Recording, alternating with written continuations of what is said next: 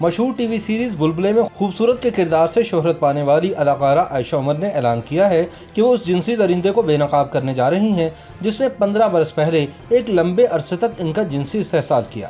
ایک دور تھا جب جنسی ہراسانی کا شکار خواتین بدنامی کے خوف سے ہمیشہ کے لیے خاموشی اختیار کر لیا کرتی تھیں، مگر اب وقت بدل گیا ہے۔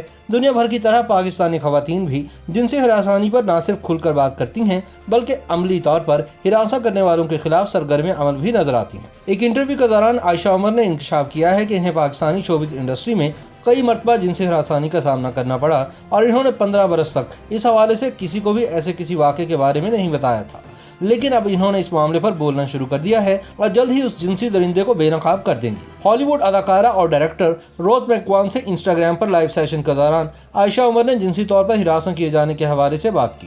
یاد رہے کہ ہالی ووڈ اداکارہ روزا میکوان نے ہاروی وائنسٹائن کے ہاتھوں ہراساں ہونے کے 20 برس بعد سن 2017 میں اس بات کا انکشاف کیا تھا۔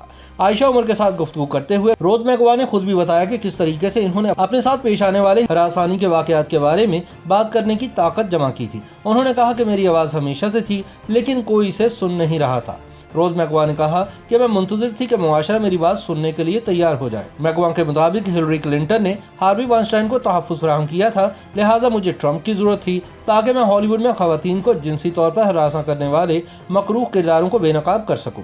روز میکوان کے مطابق میرے اس مشکل وقت میں بہت زیادہ دوست نہیں تھے، میری مدد کرنے کے لیے خواتین کے کوئی گروہ نہیں تھے، ایسا کچھ بھی نہیں تھا، تاہم میں پر اعتماد تھی کہ ہراساں کرنے والوں کو بے نقاب کیا جانا چاہیے۔ انہوں نے کہا کہ ایسا کرتے ہوئے مجھے کبھی شرمندگی نہیں ہوئی۔ روز کے ساتھ انسٹاگرام لائیو سیشن کے دوران عائشہ عمر نے کہا کہ پاکستانی معاشرے میں ہراسگی کے ماحول میں خواتین پر خوف غالب ہے اور وہ خوف کے ساتھ زیادتی کرنے والوں کو بے نقاب کرنے میں ہچکچاہٹ کا مظاہرہ کرتی ہیں۔ لائیو سیشن کے دوران دونوں فنکاراؤں نے اس حوالے سے بھی بات چیت کی کہ کیسے عام طور پر کبھی پہناوے کے ذریعے تو کبھی کسی اور چیز کے ذریعے جنسی حملے کا الزام الٹا خواتین پر ہی ڈال دیا جاتا ہے اور کہہ دیا جاتا ہے کہ فلاں ایکٹریس نے تو لباس ہی ایسا پہن رکھا تھا کہ مرد کے جذبات بھڑک اٹھے، یا پھر فلاں ایکٹریس نے ایسی باتیں کی کہ مردوں کے جذبات پر قابو نہ رہا۔ اس موقع پر روز میکوان نے کہا کہ میٹو مہم نے دنیا بھر کے لوگوں کو متحرک کیا ہے، یہ ایک مواصلاتی آلہ ہے جو یہ کہنے کے لیے ہے کہ مجھے تمہارے درد کا علم ہے۔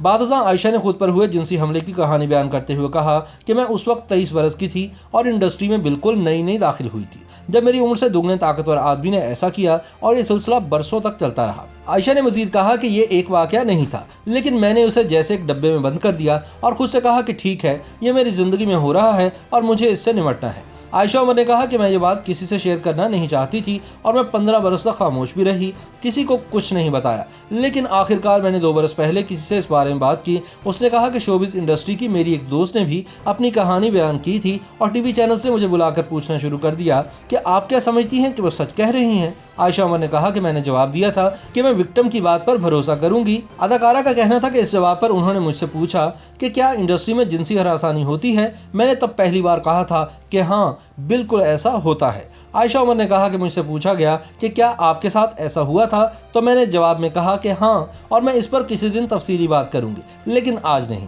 انہوں نے کہا کہ میں نے اس درندے کا نام نہیں لیا لیکن اس حوالے سے بات کرنا شروع کر دی ہے اور وہ دن دور نہیں جب میں اس شخص کو بے نقاب کر دوں گی۔ YouTube پر گوگلی نیوز دیکھنے کے لیے youtube.com کی سرچ بار میں googly news T V type کریں۔ گوگلی نیوز کے پیج پر سرخ رنگ کے سبسکرپشن والے بٹن پر کلک کرنا نہ بھولیے۔ YouTube پیج پر اپلوڈ ہونے والی ویڈیوز سے باخبر رہنے کے لیے بیل آئیکن پر کلک کیجیے۔ آپ کو ہر نئی ویڈیو کے بارے میں نوٹیفیکیشن موصول ہو جائے گا۔